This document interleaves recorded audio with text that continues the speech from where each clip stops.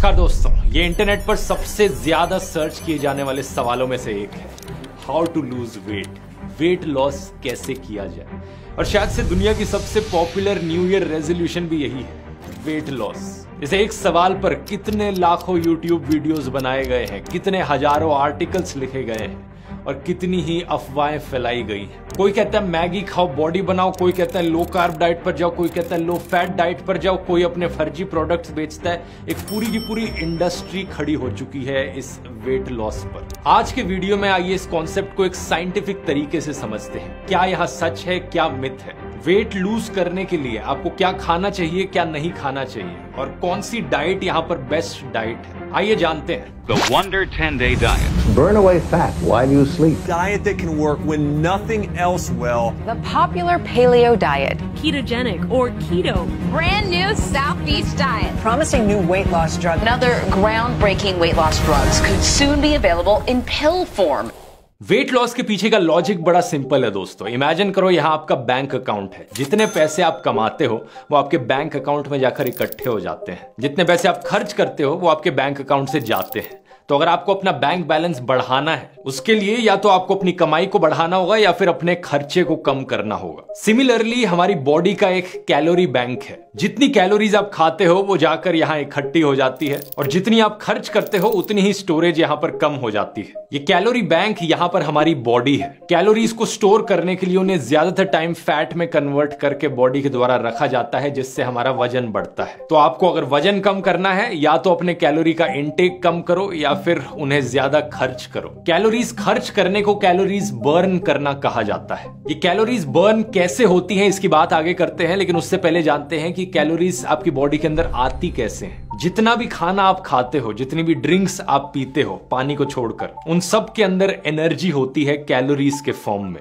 Nutritional science में calorie की definition ही है कि ये एक यूनिट ऑफ एनर्जी है। तो जो कुछ खाना पानी आप कंज्यूम कर रहे हो वहां से कैलोरीज आपकी बॉडी के अंदर आ रही हैं। तो अब क्योंकि कैलोरीज एनर्जी का ही एक फॉर्म है, जिन जिन चीजों में बॉडी को एनर्जी लगती है उन चीजों में कैलोरी बर्न होती है। कैलोरीज बर्न करने के लिए सबसे ऑब्वियस चीज लोगों के दिमाग में आती है एक्सरसाइज करना, जो कि बात सच है, लेकिन बॉडी के हर प्रोसेस में एनर्जी की जरूरत होती है, तो हर चीज में कैलोरीज बर्न होती है। आपके दिल को धड़कने के लिए, लंग्स को सांस लेने के लिए, पेट को खाना डाइजेस्ट करने के लिए भी एनर्जी की जरूरत होती है। इसी रीजन से रात को सोते सोते भी आपकी कैलोरीज बर्न होती है। सही सुना आपने, ऑन एवरेज 8 घंटे की नींद में एक आम इंसान करीब 400 कैलोरीज बर्न करता है। और ये सारी कैलोरीज जो बॉडी को सिर्फ जिंदा रखने के लिए बर्न हो रही हैं, इसे हम बेसल मेटाबॉलिक रेट कहते हैं, BMR। हर इंसान का बेसल मेटाबॉलिक रेट अलग अलग होता है, डिपेंड करता है आपकी हाइट कितनी है, वेट कितना है, मसल मास कितना है आप में, और बहुत सारे अलग अलग फैक्टर्स होते हैं। एक ऑनलाइन ये कैलकुलेटर है जिसके जरिए आप कैलकुलेट कर सकते हैं अपना BMR। इसका लिंक डिस्क्रिप्शन में है नीचे। मेरे लिए फॉर एग्जांपल मैं बताऊं तो मेरी एज 28 साल है, हाइट 186 सेंटीमीटर, 80 किलो वजन, तो BMR मेरा हुआ 1828 कैलोरीज प्रतिदिन। तो इतनी कैलोरीज तो मैं हर दिन बर्न करूंगा बिना कुछ करे। अब इसके अलावा मैंने आपको बताया कि खाना खाने से बॉडी को कैलोरीज मिलती हैं, लेकिन क्या आप जानते हैं, डिपेंडिंग अपॉन आप क्या खाना खा रहे हैं, आपका खाना कैलोरीज बर्न भी कर सकता है। यहाँ कॉन्सेप्ट आता है थर्मिक इफेक्ट ऑफ फूड का, शॉर्ट में कहा जाए TEF। लॉजिक बड़ा सिंपल है, जब आप खाना खाते हो तो आपकी बॉडी को उस खाने को डाइजेस्ट करना होता है, खाने से न्यूट्रिएंट्स को एब्जॉर्ब करना होता है और फिर खाने को स्टोर करना होता है। इन सारे प्रोसेसेस में बॉडी एनर्जी खर्च करती है, कैलोरीज खर्च होती हैं। तो कुछ चीजों का बहुत कम थर्मिक इफेक्ट होता है, जैसे कि फैट्स हो गए हमारे, ऑयल हो गया, मैदा हो गया, बटर हो गया। हमारी बॉडी बड़ी आसानी से इन चीजों को डाइजेस्ट कर लेती है, ऑलमोस्ट कोई कैलोरी बर्न करने की जरूरत नहीं पड़ती। दूसरी तरफ जो होल ग्रेन्स होते हैं, प्रोटीन रिच खाना होता है, डेयरी हो गए, अंडे हो गए, और हाई फाइबर सब्जियां और फल, पालक, ब्रोकली, इन सब का बहुत हाई थर्मिक इफेक्ट होता है। हमारी बॉडी को बहुत कैलोरीज बर्न करनी पड़ती हैं इन खानों को डाइजेस्ट करने के लिए। इसलिए इस टाइप का खाना खाकर वेट गेन करना मुश्किल हो जाता है।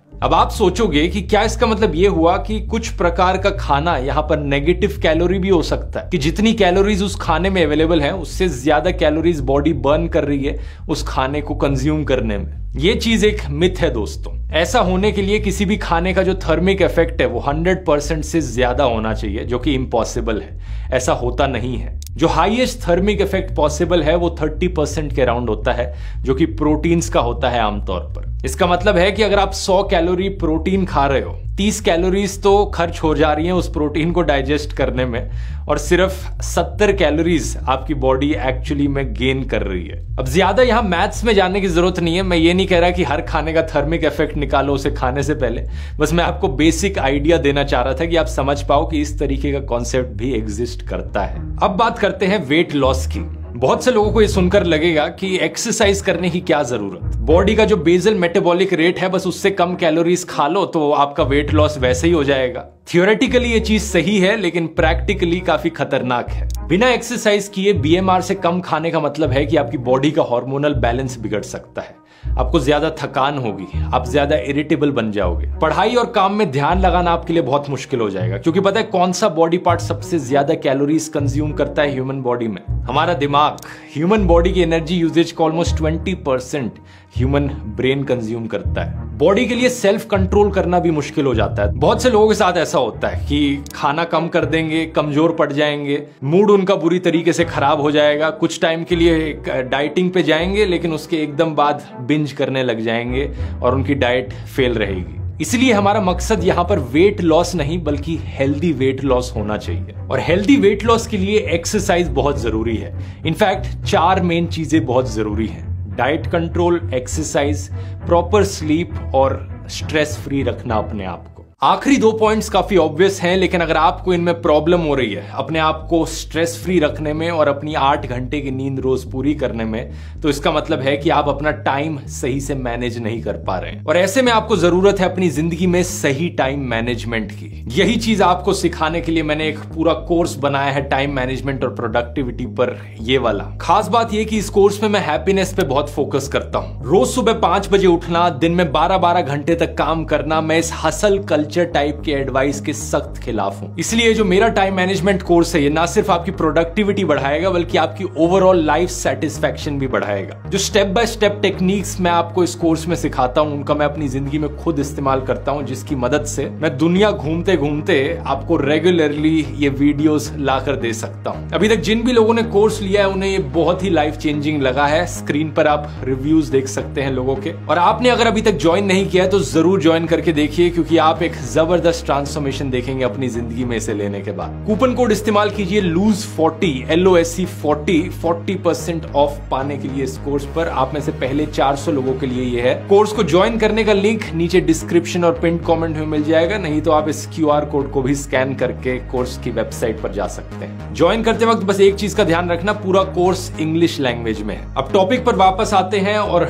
डाइट कंट्रोल के पॉइंट को डिटेल में समझते हैं। कभी आपको ऐसी फीलिंग आई है दोस्तों कि आपने पूरा का पूरा एक चॉकलेट बार खा लिया लेकिन फिर भी आपको भूख लगे जा रही है? कई चीजों को खाने के बाद ऐसा लगता है कि पेट भरा नहीं है। इसके पीछे कारण है सैटिस्फैक्शन इंडेक्स। बात कुछ ऐसी है कि कुछ टाइप का खाना ऐसा होता है जिसे खाकर पेट ज्यादा भरा हुआ फील करता है, और कुछ टाइप का खाना ऐसा नहीं होता। साल 1995 में कुछ रिसर्चर्स ने 240 कैलोरी की सर्विंग टेस्ट करी 38 अलग अलग प्रकार के खानों की।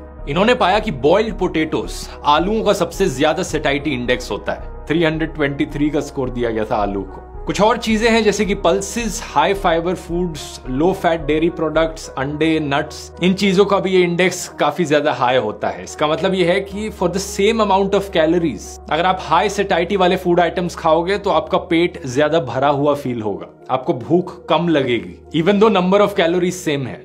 अब इसे सुनकर कुछ लोग कहेंगे कि चलो फिर मैं पूरे दिन ब्रेकफास्ट, लंच, डिनर में सिर्फ बॉइल्ड आलू खा लेता हूं ताकि कम से कम कैलोरीज हो सके दिन में और सबसे ज्यादा पेट भरा हुआ लगे, तो सिर्फ आलू ही खाते रहता हूं मैं। लेकिन एक बार फिर से ये गलत अप्रोच होगा। थोड़ी बहुत चीजें ट्वीक करना इधर उधर सही रहता है, लेकिन ओवरऑल बॉडी को एक न्यूट्रिशियस डाइट की जरूरत होती है। आपका मकसद है यहाँ पर हेल्दी वेट लॉस, यानी आपको मसल लूज नहीं करनी, आपको अपनी हेल्थ लूज नहीं करनी, सिर्फ वजन लूज करना है। 6 अलग अलग प्रकार के एसेंशियल न्यूट्रिएंट्स हैं जिनकी जरूरत बॉडी को होती है ऑप्टिमल फंक्शन के लिए। Proteins, carbohydrates, fats, vitamins, minerals और पानी। तो जब आप एक हेल्दी वेट लॉस डाइट पर होते हो आपको प्रोटीन्स, विटामिन्स, मिनरल्स और वाटर की तो जरूरत होगी ही होगी। अब सवाल आता है फैट्स और कार्बोहाइड्रेट्स, इनका क्या? कई लोग अलग अलग प्रकार की low fat low carb diet suggest करते रहते हैं, तो पहले कार्बोहाइड्रेट्स की बात करते हैं। कार्बोहाइड्रेट्स का, शॉर्ट्स में कार्ब्स कहा जाए, इनका क्या रिलेशन है वेट लॉस के साथ? कार्ब्स से निकलने वाली शुगर बॉडी के लिए एक इंपॉर्टेंट सोर्स है एनर्जी का। अगर बॉडी उस एनर्जी को इमीडिएटली यूज नहीं करती तो कार्ब्स से आने वाली इस एनर्जी को ग्लाइकोजन में कन्वर्ट करके स्टोर कर दिया जाता है लिवर में और मसल्स में।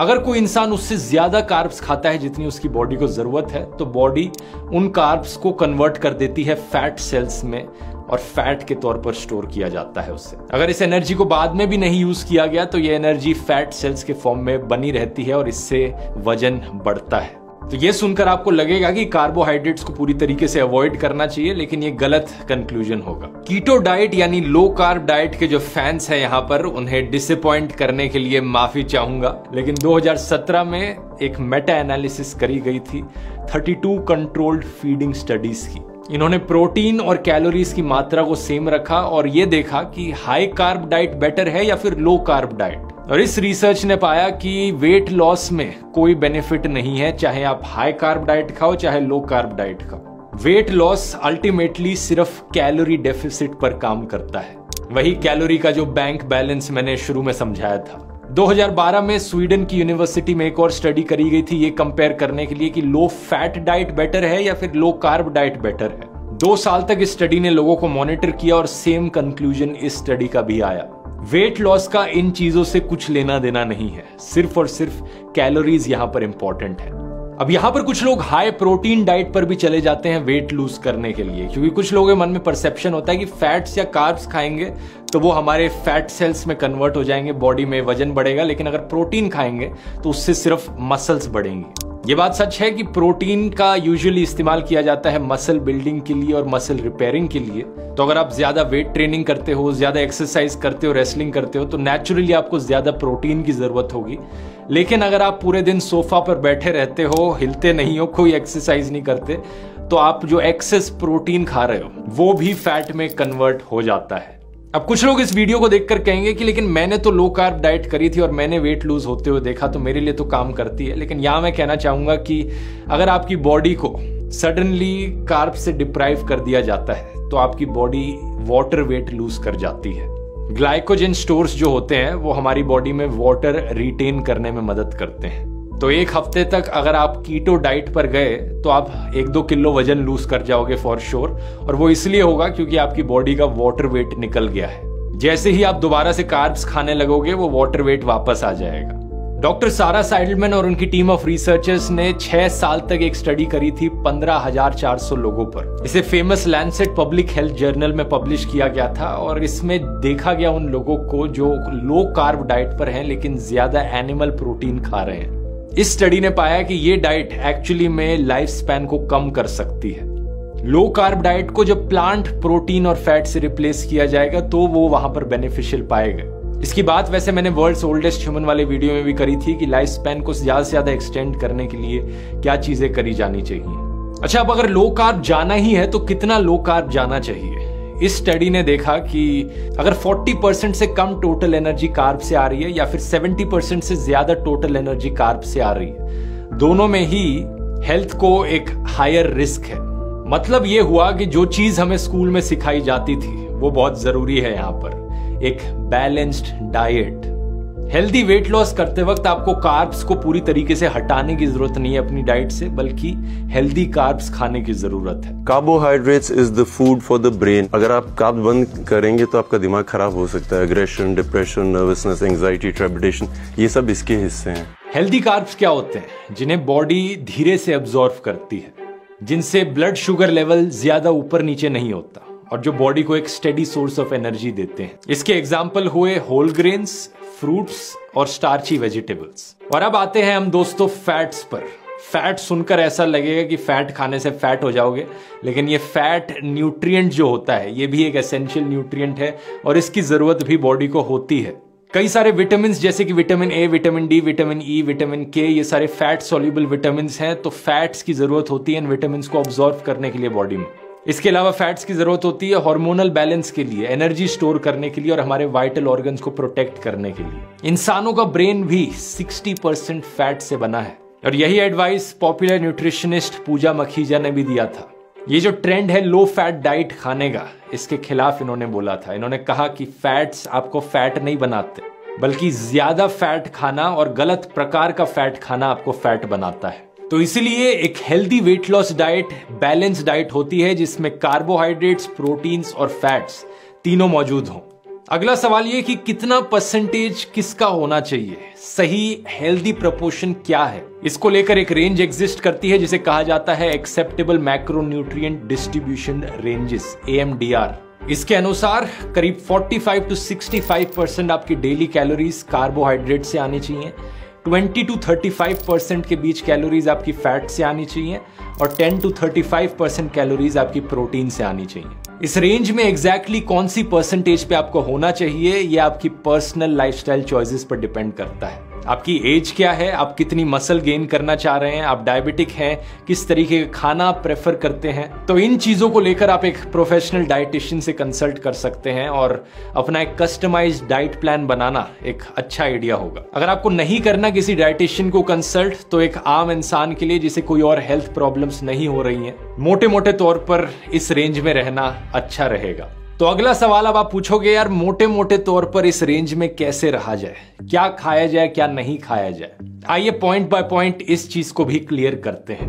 क्या आपको खाना चाहिए? आपको होल ग्रेन्स खाने चाहिए, कॉम्प्लेक्स कार्बोहाइड्रेट्स। आटे और चावल के अलावा आपको अलग अलग प्रकार के ग्रेन्स खाने चाहिए, जैसे कि मक्की, ओट्स, बार्ले, रागी, बकवीट, कुट्टू, अमरांथ जिसे चौलाई भी कहा जाता है, या बाजरा। इनसे बनी रोटी खाइए या फिर इन्हें दलिए में खाइए।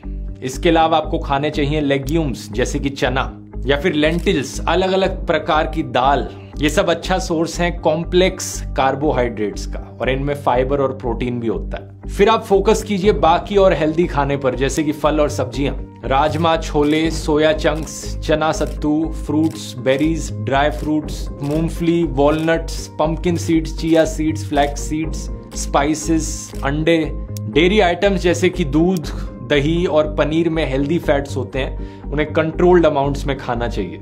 यहां पर यह चीज भी मेंशन करनी जरूरी है कि बहुत से लोगों को लगता है कि वो एक बैलेंस डाइट खा रहे हैं, लेकिन असलियत में उनकी डाइट बैलेंस नहीं होती।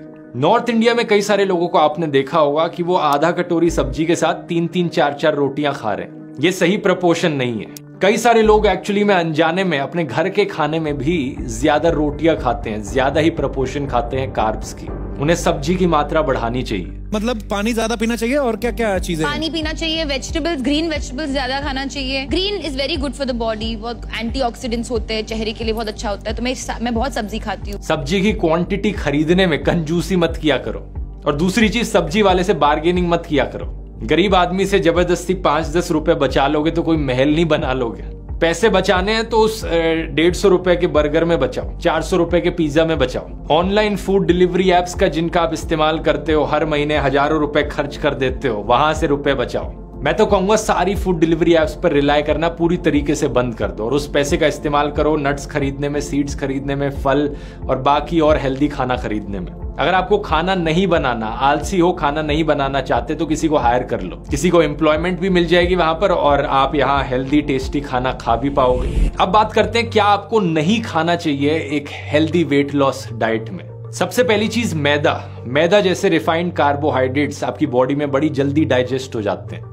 आपके ब्लड शुगर लेवल्स में अनहेल्दी स्पाइक्स देखने को मिलते हैं इसकी वजह से। और अगर आप बहुत सारी मैदा की चीजें खाओगे तो 1-2 घंटे बाद खाना खाने के आपको दोबारा से भूख लगनी चालू हो जाएगी, क्योंकि कुछ टाइम के बाद आपके ब्लड शुगर लेवल्स बड़ी तेजी से ड्रॉप हो जाते हैं इन चीजों को खाने के बाद। दूसरी प्रॉब्लम मैदा में यह है कि इसमें बैड कोलेस्ट्रॉल होता है, LDL कोलेस्ट्रॉल जिसे कहा जाता है। इससे आपकी आर्टरीज क्लॉग हो जाती हैं, ब्लड प्रेशर बढ़ जाता है, आपको भूख ज्यादा लगती है, आपकी स्वीट्स खाने की क्रेविंग बढ़ जाती है। दूसरा, चीनी खानी बंद करो। रिफाइंड शुगर के साथ भी यही प्रॉब्लम है, जिसे एडिड शुगर भी कहा जाता है। मैंने कोल्ड ड्रिंक्स वाले वीडियो में एक्सप्लेन किया था। ये एडिड शुगर सिर्फ कोल्ड ड्रिंक्स ही नहीं बल्कि आइसक्रीम्स, कैंडीज, बिस्किट्स, इन सब में भी होती है। तीसरी चीज, बैड फैट्स खाना बंद करो। जैसे मैंने आपको पहले बताया था, फैट्स 2 प्रकार के होते हैं, अच्छे फैट्स और बुरे फैट्स। मोनो अनसैचुरेटेड और पॉली अनसैचुरेटेड फैट्स हमारे लिए अच्छे होते हैं। ये अच्छे फैट्स हमें मिलते हैं प्लांट सोर्सेज से, जैसे कि peanuts, olive oil, pumpkin seeds, sesame seeds, almonds, pistachios, walnuts, sunflower oil, flaxseed oil. दूसरी तरफ सैचुरेटेड फैट्स की बहुत कम मात्रा में हमें जरूरत होती है, लेकिन ज्यादातर लोग कुछ ज्यादा ही सैचुरेटेड फैट्स खाते हैं। ये मौजूद होते हैं बटर में, रॉ कोकोनट ऑयल में या देसी घी में। कई सालों तक आप इन सैचुरेटेड फैट्स को ज्यादा खाते रहोगे तो इनसे हार्ट अटैक का रिस्क बढ़ता है। पाम ऑयल में भी सैचुरेटेड फैट होता है जो कि ज्यादातर पैकेज्ड खाने में मौजूद होता है इंडिया में। और इसके बाद आते हैं ट्रांस फैट्स जो कि सबसे ज्यादा हानिकारक है। ये ट्रांस फैट्स पाए जाते हैं रिफाइंड ऑयल में जो कि यूजुअली बाहर का खाना होता है। फ्राइड खाना, fried chicken, fried momos, fried donuts, french fries, Indian street food भी जो होता है, गोलगप्पे, समोसे, इन सब में भी ट्रांस फैट की हाई वैल्यू है क्योंकि ये सब डीप फ्राइड चीजें हैं। डीप फ्राइड चीजों को बिल्कुल अवॉइड करना चाहिए। अब कुछ लोग ये सब एडवाइस सुनकर कहते हैं दोस्तों कि मैं फियर मॉन्गरिंग कर रहा हूं। एक और चैनल है यहाँ पर फूड फार्मर नाम से, वो भी बड़े अच्छे हेल्थ रिलेटेड वीडियोस बनाता है। उसको लेकर भी कुछ लोग कहते हैं कि ये तो ज्यादा फियर मॉन्गरिंग करी जा रही है कि ये भी मत खाओ वो भी मत खाओ। फियर मॉन्गरिंग का यहाँ पर मतलब होता है कि डर फैलाना किसी अननेसेसरी चीज को लेकर। लेकिन यहाँ पर बात यह है दोस्तों कि एक्चुअली में ये चीजें काफी खतरनाक है। ज्यादातर पैकेज्ड खाना जितना हो सके आपको उतना अवॉइड करना चाहिए। जो फैक्ट्री में बने अल्ट्रा प्रोसेस्ड फूड आइटम्स होते हैं उनमें सारी गलत चीजें डली होती हैं। मैदा, added sugar, artificial sweeteners, palm oil, artificial food colours, harmful preservatives. आइए पहले देखते हैं कि मैदा किन किन खाने की चीजों में डली होती है। बिस्किट्स, रस्क, मठरी, चकली, नमक पारे, फैन पफ, समोसा, कचौड़ी, पाव भाजी, वड़ा पाव, आलू patty, hot dog, bhature, kulcha, tandoori रोटी, naan, Malabar paratha, pizza, donuts, chow mein, spring rolls, momos, jalebi, ghevar, gulab jamun, pancakes, muffins, cakes, sandwich. In fact आपके फेवरेट तंदूरी मसाला छाप में भी 40% मैदा होती है। और ये बाकी और खराब चीजें किन खाने के आइटम्स में होती हैं? बैड ऑयल जो डीप फ्राइड चीजें हैं, भटूरे, समोसे, कचौड़ी, मोमोज, इन सब के तो एग्जांपल्स बता ही दिए। एडिड शुगर, इसके अलावा cold drinks, ice cream, candies, chocolates, biscuits, cereals, package juice, even जो एक्सपेंसिव बिस्किट्स होते हैं जिन्हें हाई फाइबर मल्टीग्रेन डाइजेस्टिव के नाम से बेचा जाता है, उनमें भी मैदा, sugar, palm oil, raising agents, artificial flavouring substances, ये सब डले होते हैं। ज्यादातर लोग ये सारी चीजें डेली बेसिस पर कंज्यूम करते हैं। मैं आपको एक 30 डे चैलेंज देना चाहूंगा। ये 4 चीजें जिनमें डली हैं उन्हें खाना बंद कर दो। मैदा, एडिड शुगर, खराब ऑयल, ये ट्रांस फैट्स और पैकेज्ड खाना। 30 दिन तक इन चीजों को मत खाओ और अपने अंदर ट्रांसफॉर्मेशन देखोगे आप खुद महसूस करोगे 30 दिन के बाद कि कितना हेल्दी फील हो रहा है आपको। बॉडी में ज्यादा एनर्जी आएगी, काम और पढ़ाई पर ज्यादा आसानी से कंसंट्रेट कर पाओगे। आप शायद सोचोगे कि छोड़ा क्या मैंने, फिर खाने के लिए बचा क्या इन सब चीजों के अलावा।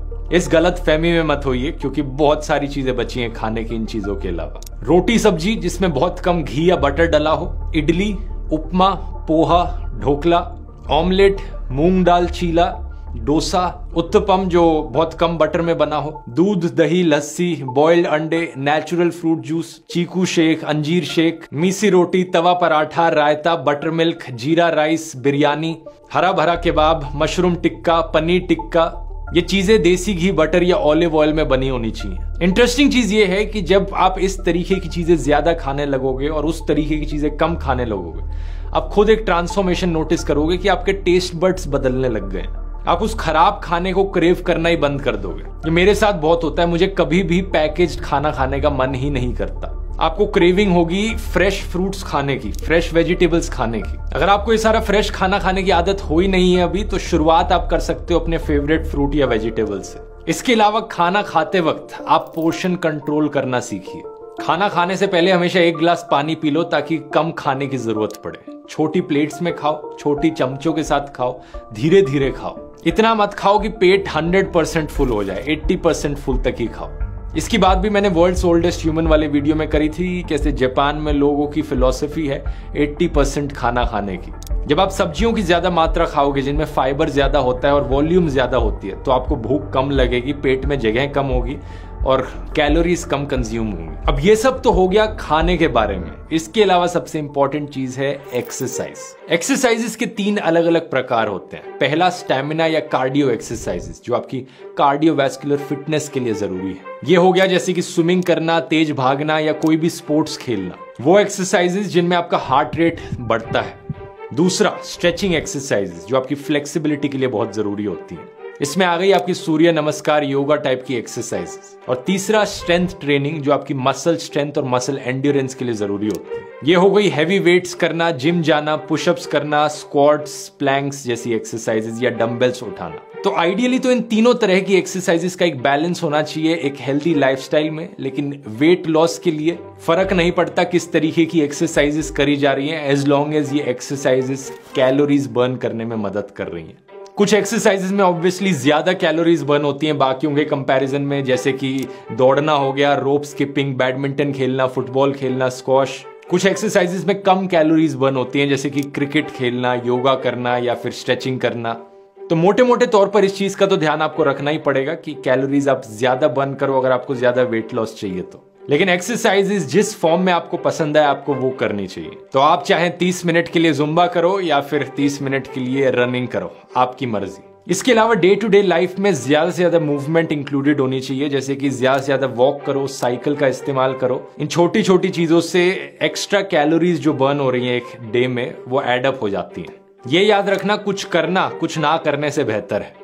कुछ लोग यहां पर सर्च करते हैं कि बेस्ट एक्सरसाइज कौन सी है बेली फैट लूज करने के लिए, या फिर फेशियल फैट लूज करने के लिए बेस्ट एक्सरसाइज कौन सी है। तो ये चीज एक बड़ी मिथ है दोस्तों। कुछ हद तक एक पर्टिकुलर मसल की टोनिंग करी जा सकती है, लेकिन स्पॉट रिडक्शन करना मोर और लेस पॉसिबल नहीं है। ज्यादातर रिसर्च और स्टडीज जो करी गई है वो इसके खिलाफ जाती हैं। हमारी बॉडी कहां पर फैट स्टोर करती है और कहां से कैलोरीज बर्न करके कहां का फैट बाहर निकालती है, ये हमारी बॉडी पर डिपेंड करता है। आपका काम है एक्सरसाइज करना, आपकी बॉडी खुद डिसाइड करेगी कहां का फैट बर्न किया जाए। बस आप जब कंसिस्टेंटली ये करते रहोगे तो ओवरऑल एक दिन आपकी बॉडी की अच्छी शेप आ जाएगी। ये चीज एक्चुअली जेनेटिक्स पर डिपेंड करती है कि आपकी बॉडी कहां से फैट लूज करेगी। अच्छा, एक फाइनल पॉइंट यहां पर मेंशन करना चाहूंगा स्ट्रेस के बारे में। वेट गेन और स्ट्रेस में एक बड़ा लिंक मौजूद है। जब आप ज्यादा स्ट्रेस्ड फील करते हैं आपकी बॉडी में कॉर्टिसोल के लेवल्स बढ़ जाते हैं। इससे आपका मेटाबॉलिज्म कम होता है और आपकी जो फैट और शुगर्स की क्रेविंग है वो बढ़ जाती है। तो अगर आप वेट लॉस करना चाहते हैं तो आपको स्ट्रेस को मैनेज करना भी जरूरी है। इसके लिए आप मेडिटेशन कर सकते हैं, स्पोर्ट्स खेल सकते हैं या फिर फ्रेंड्स और फैमिलीज के साथ रियल लाइफ में टाइम स्पेंड कर सकते हैं। तो इस वीडियो में बहुत कुछ बताया है, लेकिन वेट लॉस के टॉपिक पर जितनी भी यूजफुल इंफॉर्मेशन है उस सबको समराइज कर दिया है आपके लिए। एक छोटा सा रिवाइंड कर लेते हैं ताकि आपको सब कुछ याद रहे। वेट लॉस के पीछे सिंपल प्रिंसिपल है कैलोरी डेफिसिट की। जितनी कैलोरीज आप खा रहे हो उसे कंट्रोल करना है और जितनी कैलोरीज आप बर्न कर रहे हो उसे बढ़ाना है। जो कैलोरीज आप खा रहे हो वो आपकी न्यूट्रिशियस बैलेंस्ड डाइट से आनी चाहिए।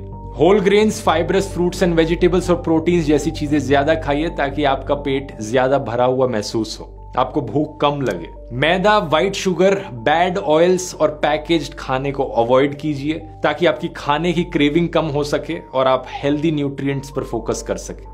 डेली अपनी बॉडी को किसी ना किसी तरीके से मूव करिए और एक्सरसाइजेस को एक रेगुलर रूटीन बनाइए। कार्डियो एक्सरसाइजेस, स्ट्रेंथ ट्रेनिंग और स्ट्रेचिंग एक्सरसाइजेस। रोज 7 से 9 घंटे की नींद जरूर पूरी लीजिए और स्ट्रेस को दूर रखिए अपनी जिंदगी से।